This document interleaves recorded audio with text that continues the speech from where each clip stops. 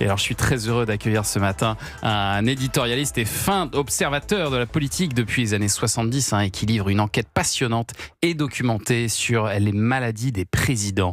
Bonjour Patrice Duhamel et merci d'être là ce matin pour nous parler de votre nouveau livre, Le crépuscule des dieux, titre emprunté à Richard Wagner.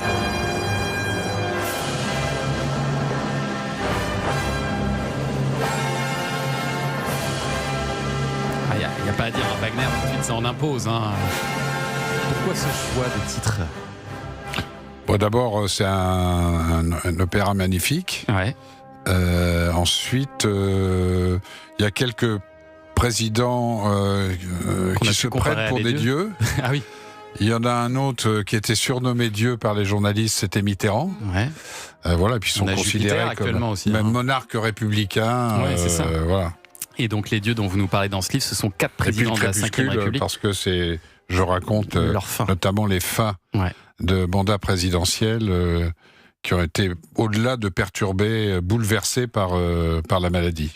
Notamment alors ceux du général de Gaulle, de Georges Pompidou, de François Mitterrand et de Jacques Chirac. Et alors ce qui les réunit dans votre livre, c'est que tous les 4 ont eu quand même de sérieux problèmes de santé au cours de leur mandat, qui ont pu nuire à leur exercice du pouvoir. C'est ce que vous racontez dans ce livre. Et à chaque fois, le pouvoir a cherché soit à cacher totalement, soit à minimiser la portée de la maladie. C'est une autre époque où vous pensez qu'aujourd'hui aussi on agirait de la même manière finalement ? Qu'on continuera à cacher comme ça? Non, je pense qu'aujourd'hui, si la maladie était très visible et évidente physiquement, je pense qu'il ne pourrait pas rester très longtemps si on savait, si on les voyait souffrir. Ils sont beaucoup plus scrutés aujourd'hui. Oui, puis on les voit quasiment tous les jours à la télévision. Donc, quand je parle de Mitterrand, ça commençait il intervenait assez souvent. Et il faisait énormément de déplacements. Donc on le voyait beaucoup plus que ses prédécesseurs, mais Georges Pompidou ou le général de Gaulle, on les voyait à la télévision quand ils faisaient des déplacements à l'étranger, un peu en province, mais ils en faisaient assez peu, ou quand ils faisaient des allocutions. Mais par exemple, Georges Pompidou, quand on le voit ce fameux jour de 73, où on le voit descendre de son avion, il va voir le président américain Nixon, et j'étais sur place. C'est ce que je raconte, où on voit complètement défiguré, le visage qui est gonflé de manière très spectaculaire. On l'a pas vu depuis un certain temps, donc ça frappe et ça marque encore plus. Juste, ça a bouleversé la fin des mandats de Georges Pompidou, Mitterrand et Chirac, la maladie. De Gaulle, non, parce qu'il n'était pas au courant, et c'est un anévrisme de l'aorte. C'est une maladie dont on peut mourir instantanément à tout moment. Son père en était mort. Et un de ses frères va en mourir, mais voilà, c'est brutal. On lui a jamais dit. Non, mais il le savait pas. Voilà, le médecin considérait et qu'il le connaissait bien, qu'il l'avait rejoint à Londres en juin 40, qui avait eu des conversations interminables avec lui sur la maladie, la vie, la mort, la famille, etc., etc. Il se connaissait vraiment très bien. Il a dit, je ne lui ai pas dit.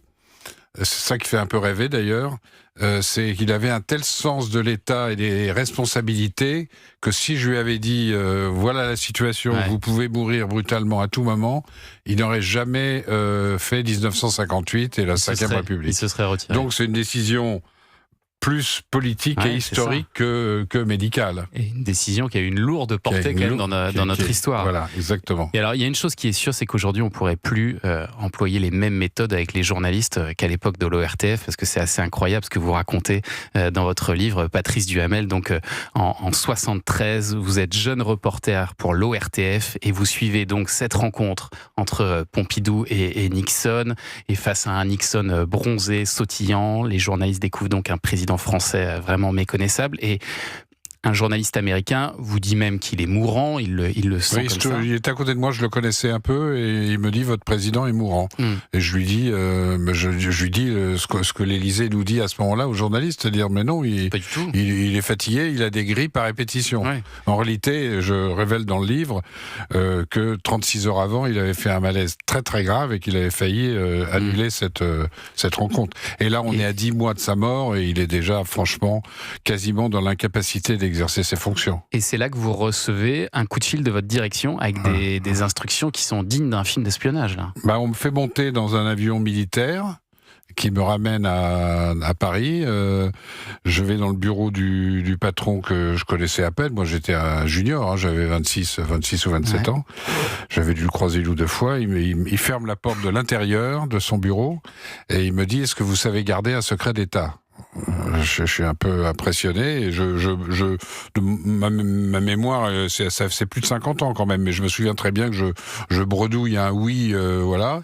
Et il me dit: voilà, j'ai une instruction. Puis c'était transparent de ce point de vue-là. Le reste ne l'est pas, mais j'ai une instruction de l'Élysée, interdiction de diffuser des gros plans ou même des plans américains de Georges Pompidou. Il faut pas que les gens sachent qu'il est malade. Donc j'ai fait ça à peu près. Disons, j'ai fait à 80%. Oui, quelques plans larges.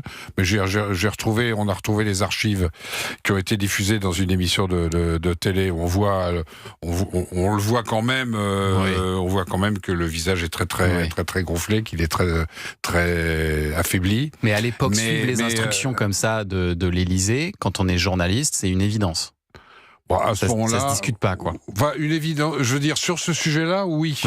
Sur la santé, oui. Oui, c'est-à-dire que tout le monde respectait le secret autour de sa santé. Et pareil pour la vie privée. Voilà, ce qui ne serait plus du tout le cas aujourd'hui. C'est là où il y a quand même un vrai changement.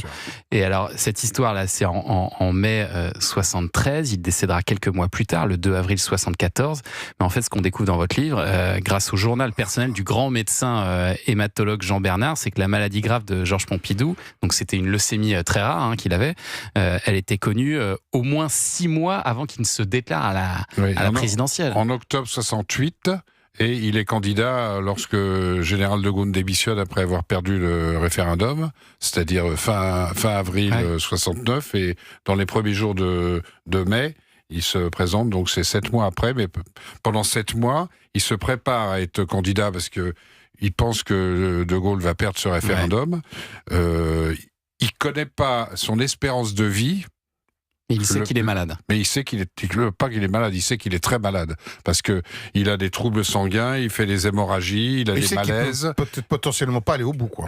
Pardon ? Il sait qu'il potentiellement il ira pas au bout du mandat.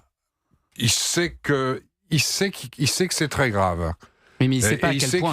Il sait qu'il a un traitement de cortisone à haute dose, avec des conséquences sur l'aspect physique. C'est ce qu'on verra notamment à Reykjavik, mais ça sera progressif sur 5 ans.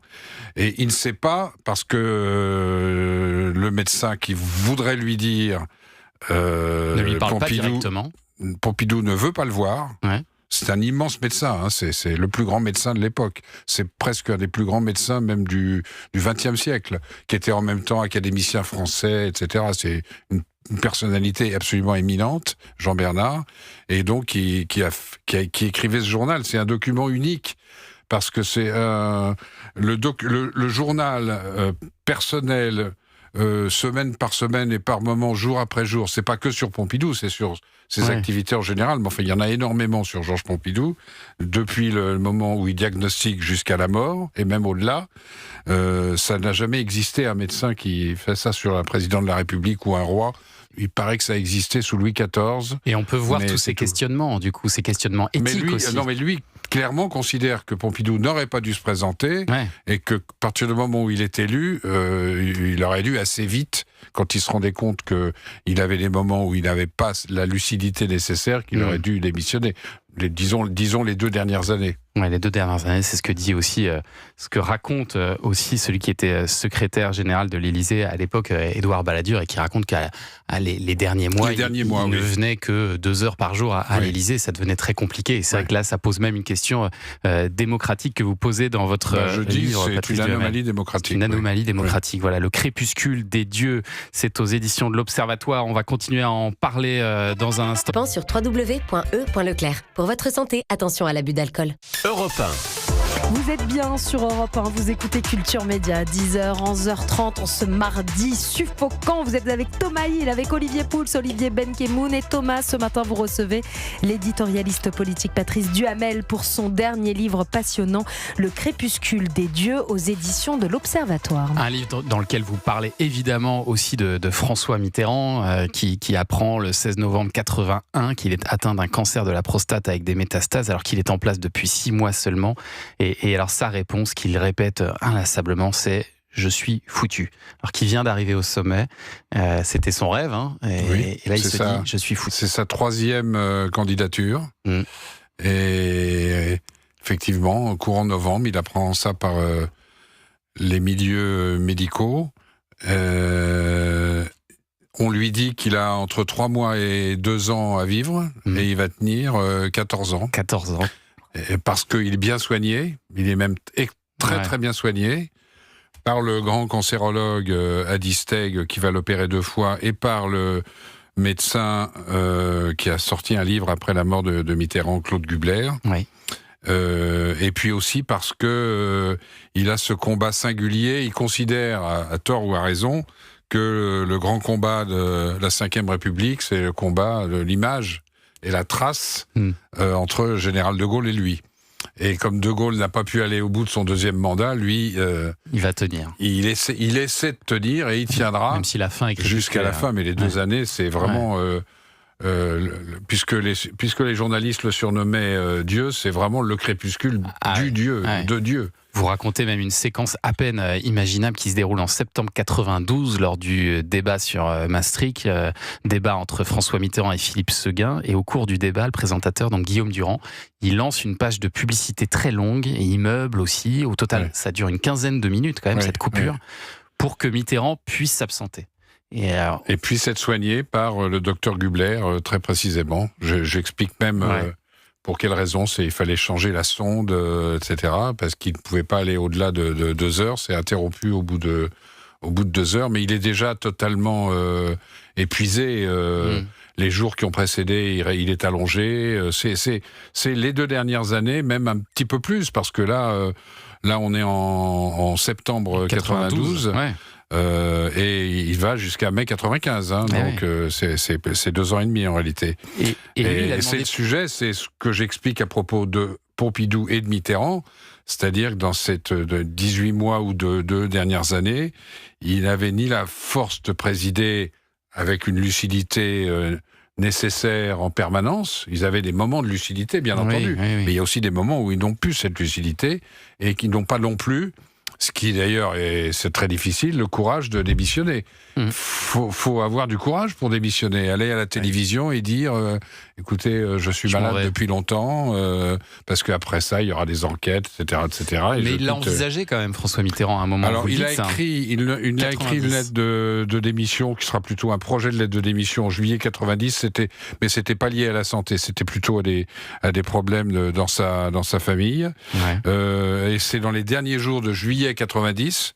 Et le 2 août, c'est-à-dire 3 ou 4 jours après, l'Irak envahit le Koweït. Donc, crise internationale, et à ce moment-là, l'idée de démissionner était totalement secondaire.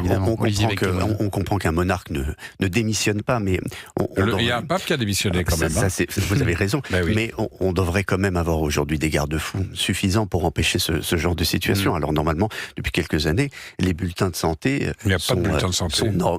Et à chaque fois qu'un président arrive au pouvoir, il dit « Je vais vous montrer mon bulletin de santé, ne vous inquiétez pas, jusqu'à ce qu'il soit malade », en réalité. Vous dites qu'il devrait y avoir un bulletin de santé même quand on est candidat à la présidentielle. Moi, je suggère qu'il y ait au moins au minimum un check-up fait pour tous les candidats ayant obtenu leur signature, sinon il y en aurait 30 ou 40. Mais il y aura une dizaine de candidats, de candidates à l'arrivée. Enfin, à l'arrivée, en tout cas pour le premier tour. Qui est au moins un check-up, après, libre à eux de le rendre public ou pas, c'est leur décision personnelle, mais il y a un souci, une volonté de parfois d'ailleurs excessive, mais transparence de la part des citoyens. Parce que si vous additionnez les 5 ans de Pompidou, les 13-14 ans de Mitterrand et les 2 ans de Chirac, ça fait 21 ans de mensonges d'État. Pendant 21 ans, on a menti aux Français. C'est quand même extraordinaire. Et on ne le savait pas. Alors Chirac, c'était moins grave que Pompidou et Mitterrand. Il avait fait un Pompidou AVC, et Mitterrand, ils pouvaient vraiment disparaître absolument à tout moment. Et aucun d'entre eux n'a préparé sa succession, accessoirement. Bien sûr. Bon, ils auraient pu le faire d'une manière ou d'une autre. Il y a un président du Sénat quand même. C'était plus roboratif en général. Oui, il n'était pas très gazpacho, Non, je Jacques pense Chirac. pas. Et là, c'était manger des pommes. Et c'est vrai que vous en parlez aussi dans votre livre de Jacques Chirac et de cet AVC en 2005, AVC dont on avait enlevé le C. Voilà. Ça, c'est assez original. Accident vasculaire, mais dans un premier temps, on n'a pas dit que c'était cérébral. C'était quand même ça l'essentiel. Voilà. Et il est arrivé à l'hôpital vendredi en fin d'après-midi, et jusqu'au samedi fin de matinée, ni les premiers ministres, ni les membres du gouvernement, ni le Conseil constitutionnel ne savaient qu'il était à l'hôpital.